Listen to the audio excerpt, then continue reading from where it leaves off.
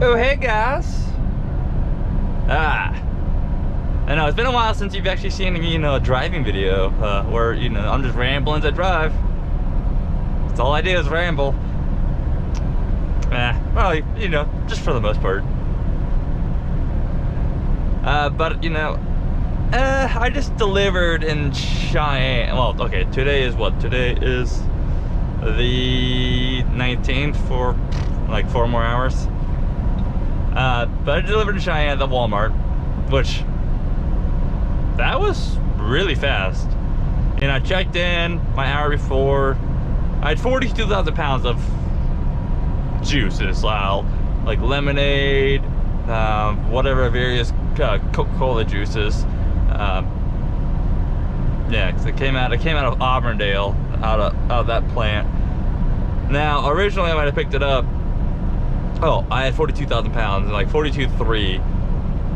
I mean, luckily I was going through states, because I was, when I scaled it on the trailer, I was 2,600 pounds overweight in the trailer, but luckily I was going through states where I could pretty much just pull my tandems all the way back if I need to, which I did. I had them back to like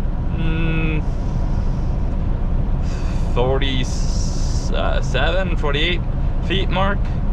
So they were mostly back, but I mean, it was still slightly overweight. But I mean, I could have pulled them all the way back and been just fine. But I wanted some maneuverability. Now that did suck though, because that load plus the storm that went through Kansas, or the storm that went through Kansas up into the Midwest, that shut down all the interstates due to all the snow and the wrecks. Well, not due to the snow, but due to the wrecks. Snow doesn't shut down the interstates unless it's like dumping feet, right? It's the fucking people that are like, oh my god, snow, panic. But those, obviously I do not have a hood truck, right? Obviously this is not a hood truck. Yet I got 2 fucking days back to back where I got 5 MPG due to the headwinds. It sucked. It flat out blew. It just blew. Like, I was 500 miles away, north of Kansas City. I filled up at St. Joe's, because this week I'm turning 4,000 miles, right? So I filled up at St. Joe because I figured next week's gonna be slightly, get a late start next week. Like, my week for next week starts Saturday. I'm gonna late trip in again, so I'll turn another trip late, so that way I get some good miles.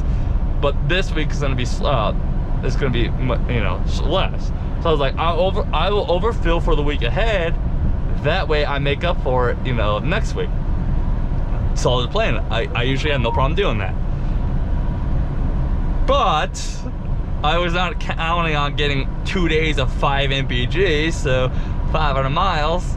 Normally I could do that on like 80 gallons, 70 gallons, right? Well, 66 to 80 gallons, depending on, the average MPG of where I've been. Like 6 is pretty much the minimum I do my math on, right? 6, 5, that means 100 gallons to go over. Well, it was like 530 miles or whatever left, right? Something like that. It wasn't exactly 500, but I'm rounding down. But it was like over 100 gallons to go to Cheyenne. And then, yeah, so I mean, that blew. But I got there for, well, they had to reschedule it, because I mean, I picked up at Florida. When it was given to me, it was already a day late. So it was supposed to pick up an 0900 on 14th. I got there the 15th at like 0100. I didn't leave there till like 0400. So I mean, everything had to go perfect for me to make it 2 days later on the 17th. At like 1700, and well, no, I ended up, things weren't gonna go perfect. So they rescheduled it, and I needed a reset too anyways. Obviously doing 4,000 miles, clearly my time is not completely gone. So yeah, they pretty much scheduled it to where I could do a reset and then deliver. So I mean, either way it wouldn't matter, because I would have delivered it if they pushed it out 24 hours to the 18th and then a reset. Either way, it would have worked out about the same time I could have left. But I'm going to Grand Island, to JBS. Got some great tailwind to the back of me. Like, there's 80-mile-an-hour gust warnings up in Wyoming right now, so that tells you how bad. I'm already in Nebraska, 23 miles in, but it's still slightly, I'm still getting some of that slight tailwind. I was getting over 15 miles a gallon being pushed out of Wyoming. I did leave my tandem slip back though. I never moved them forward at the delivery. Why? For those who don't know, this is good advice. If you're in a state, or if you're going through states that get wind and they don't care about the bridge law, meaning they don't have your tandems need to be at this point, keep them back if you're comfortable with that, because that'll help you with two things. Yes, you need more time for your trailer to do things, but the wind, because it becomes a longer wheelbase, can't get underneath your trailer as easily and push up, or bitch flap your tandems around. So it stretches your trailer out, so the trailer doesn't get bullied around as much. You're still gonna get pushed, it's not as hard. So yeah, that's part of that. It's also more stable during the wind too. That's another thing. So there's that. But before so I was doing my research. I did it at the TA in Burns, right? Although Corn, if you call that TA, it's like TA of Cheyenne, right? It's like, even though it's like 22 miles outside of Cheyenne, whatever. I mean, Cheyenne's not 22 miles long, so I don't know. Technically it's in the county, but I mean that is not Cheyenne. Like, you have to drive 10 miles to even get into any part of Cheyenne at that point. But so I was there. I was like, you know what, my truck needs maintenance, and I was gonna do it, you know, here in like pretty much a week when I go home, because it was at the end of it was pushing its end of its life for the maintenance cycle. Like it was, I do 50,000 intervals, right? Which really, the only thing that is, no, I'll say that later. So I need to get steers, because left steer was fine, so driver's side steer was fine. Passenger steer was, like, the tread itself was good, the wear was good, plenty of wear. Like, they were 8/32. I mean, so plenty of, you know, I could easily got another year out of them, right? Easily. That was at 159,000 miles, right? So not bad for the wear. Even wear, no cuts and gouges. Well, I mean, slight, very slight. I shouldn't. But the issue was the passenger one inside the tread bar itself. So inside, like where you see the tread bar for the wear level, the indicator bar. So inside that, it looked like dry rot, you know, starting to crack. And as that time progresses, as things start getting hotter and hotter, especially the season, especially south is already starting to stay consistently 70 degrees during the day, that becomes a blowout hazard. Yeah, I could have waited. If winter was just starting, I probably would have stayed with it longer, right? But I was like, okay, I might as well deal with it. And there were 14 ply tires too. I'm trying 16 ply. So I did pay, between the two, with the labor and mounting too, $1,500. The tires themselves were $1,200. Well, $1,300, I believe, something like that. So like 600 or something a piece. Which, I'm trying something out. If it works out, cool. If not, I'll just go back to, you know, the normal 14 ply.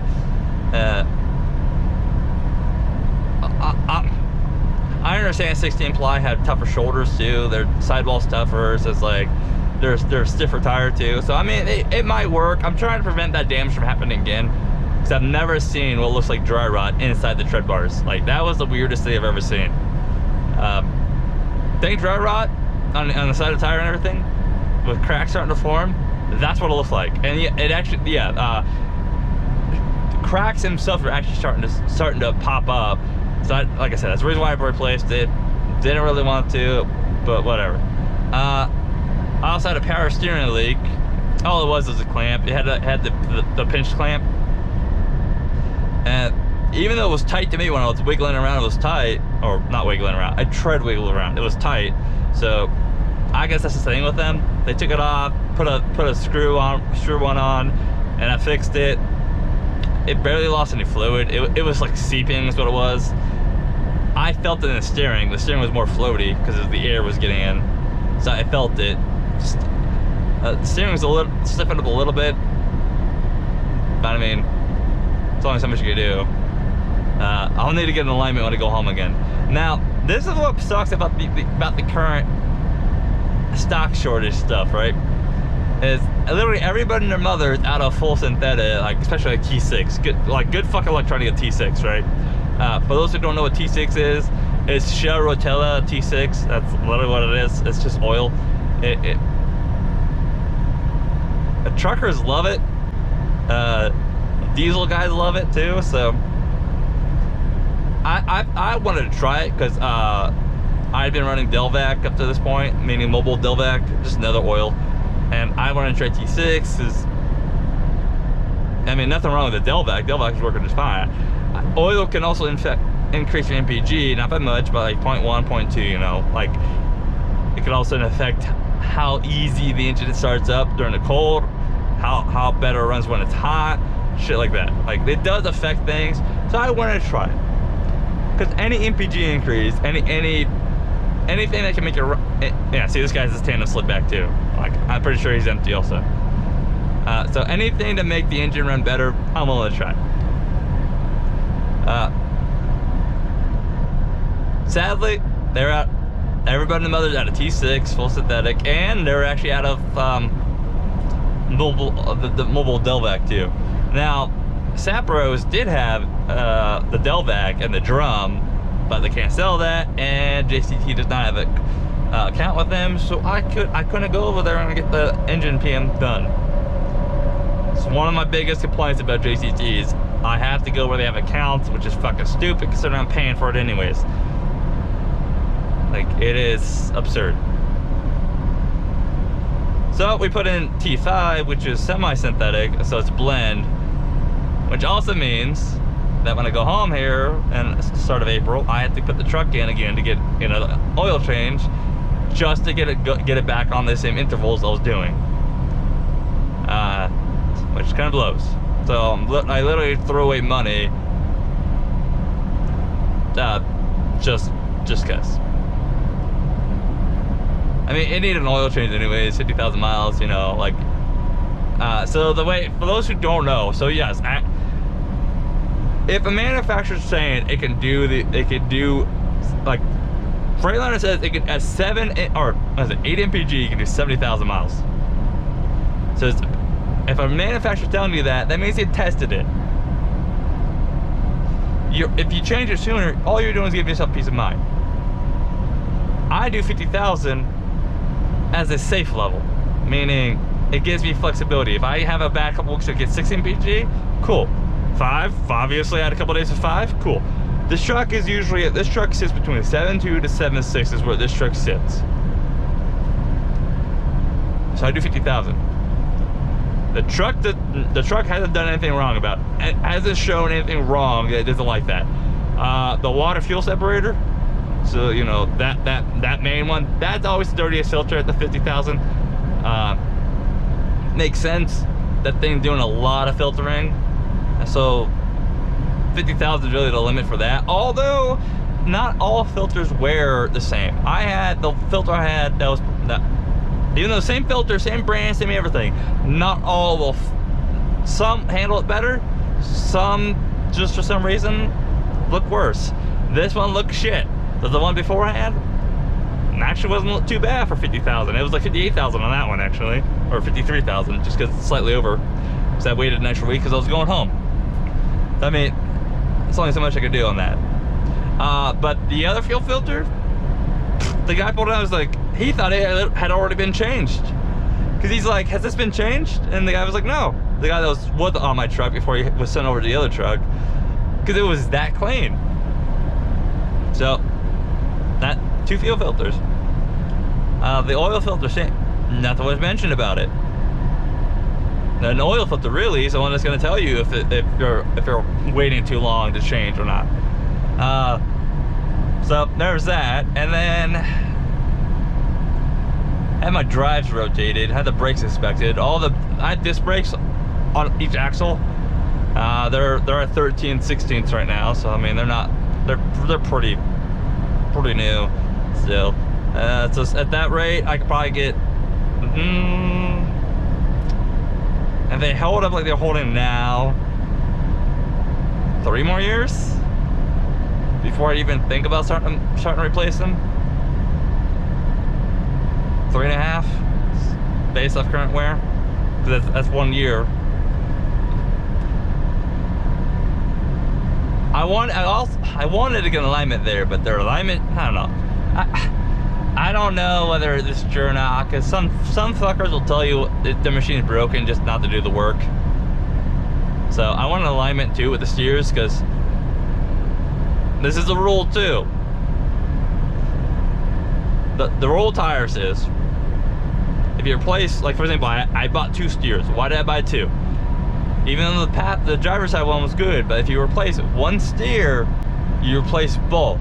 Generally the rule is, if you're gonna buy a new tire, replace the other one on the same axle. Always replace each tire on the same axle. Now there is some different rules. That's a general axle, meaning single wheels, no duals. That's a general rule. The rule also with steers too is you replace the steers, get an alignment. I will get that done next month when I take the truck in, because the truck's got to go to dealership anyways when I go home, because those who remember, I think I mentioned it, where the tow truck did damage to me or whatever, when I got winched out from a mud hole I couldn't get myself out of. Well, I had that body panel replaced, but dealership sent over the wrong color, so I had to have that replaced. And that was the right color, not the wrong white. So I mean, it has to go in anyways. I'm gonna ask about my hood mirror on the passenger side, because that thing won't stay up. Any little fucking bump and it immediately plummets right back down to ground level. So that is a bit of a fucking, that should be warranty. That shouldn't be happening. If not, I mean, I can always just buy a mirror. They're like $100. I'll just fucking buy it myself and replace it. But I'll try to get, I'm gonna try to see if it's warranty, because free is better than, you know, $100. Even though $100 is pocket change in trucks. So yeah, so no alignment, because TA couldn't do that, our machine's broken, one of the two, or they just want to be lazy. APU needed PM, but they couldn't get the filters, so I have to do that when I go home, if I can. I might ask them to order a filter for me. Yeah, I may when I call ahead for Freightliner, get them to do what I did last time, called ahead for that body panel, and where they order it and then they send it to the paint shop. That way it's all ready before I get there. I'll ask them to order a Thermo King APU PM kit too. Because possibly 2, so I keep one in the truck. I thought I had one in the truck. I guess I didn't. But the truck, other than the power steering leak, which like clamp was, I guess, shit. It's not bad. Truck's starting to be more reliable again. Starting to. The only issue I had before that was January, I believe. Okay, so if you recall back in October, I had the the coolant reservoir tank and sensor replaced due to the sensor. I don't know, the sensor broke, but I think it was cracked around the coolant reservoir, or cracked where the sensor plugs in. So they replaced both, but they didn't add enough coolant all the way up, so they filled up to the minimum. I didn't catch it, so I caught it like 2 months later. I mean, minimum's fine. You just don't really want it at the minimum all the time, in case, you know, it all of a sudden starts getting thirsty. So I had to throw in like half a gallon, whatever. So I bought a gallon just in case. It's not using coolant, they just didn't fill it up. So but I still bought a gallon just in case. I've been really lazy this year about having things for the truck on hand. This year, I mean half of last year. So like I usually, like first 6 months of this truck, I had all kinds of fluids, and I used them. I just never replaced them. But yeah. All right, so it's a real quick side note for those who are curious about how the cat's doing, because today's 19th. You would have already seen the video that I posted, you know, about, what was it, the 4th or 15th? 14th or 15th. He's doing better, doing much better than what he was.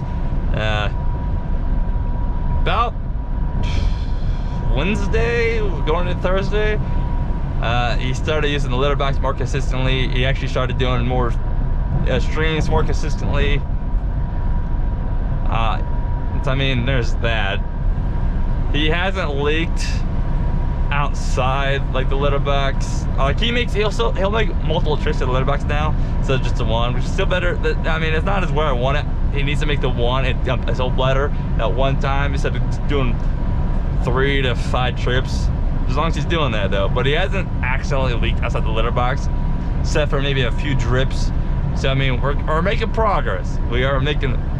That's a huge progress. He is. And also, he's taken the shit multiple times too. So I could foresee this being enough. I mean, I've made a lot of progress since Monday. In just 1 week alone.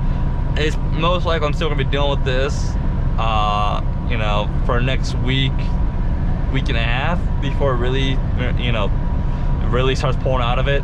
Like he's, I mean, he's nowhere near the concern of what he was even 4 days ago. He's not completely out of it, but I'm not concerned about him really anymore. He's showing me enough consistency to where it's relaxed me enough. Although I've never in my fucking life have I ever imagined I'd be so focused on a cat when he goes to urinate or shit that I'd be like, I literally will stop focused, even when I'm driving, right? Like, let me say, when I say I'm driving, and that's a big fucking moon. I don't know if you can see, I can see that moon up there. I think it's like huge. The way the light's reflecting. But like when I'm driving, I know he's in the litter box, I'll turn on the dome light, look over for a couple seconds, see, you know, see how much he went, see what he's doing, and then turn it off. Like that's what I mean when I say even when I'm driving. But like if I'm not driving, I'll focus on him. I gotta make sure, you know, that I stay on top of his levels and how he's doing, and listen to noise too. Like noise, that's how the first time I caught he was streaming, is because you could hear it. Like before, I knew he wasn't streaming because I couldn't hear it. Like when it was drips, it was quiet. So we're making progress. Definitely making progress. And do you see this fucking moon? Do you see this shit? Oh, I did give my truck a bath though. It was filthy. Now, knowing my luck, I'm gonna get snowed on or right on. God, okay, I'm sorry. I cannot get over how big that fucking moon is. Like straight ahead. I don't know if it's showing very well on the GoPro. So I should. Okay, so I'm right now. Was 358 mile deadhead to go to Grand Island from Cheyenne. Well, it's like 365 because on our dispatch thing it still shows zip code to zip code, but we're no longer zip code to zip code. We can actually get dispatch miles or hub miles. So, but it doesn't reflect in the actual program itself. But on the pay stubs, it is actually accurate. So I don't know. It's the way it is. But I will, between the deadhead and the trip, because it's going from Grand Island down to Tolson for a noon delivery of fries on Tuesday. I'm hoping I could drop that because I don't want to fucking go to Fry's for Tuesday at noon. If I can drop, it'd be cool. If not, I guess I'll suffer.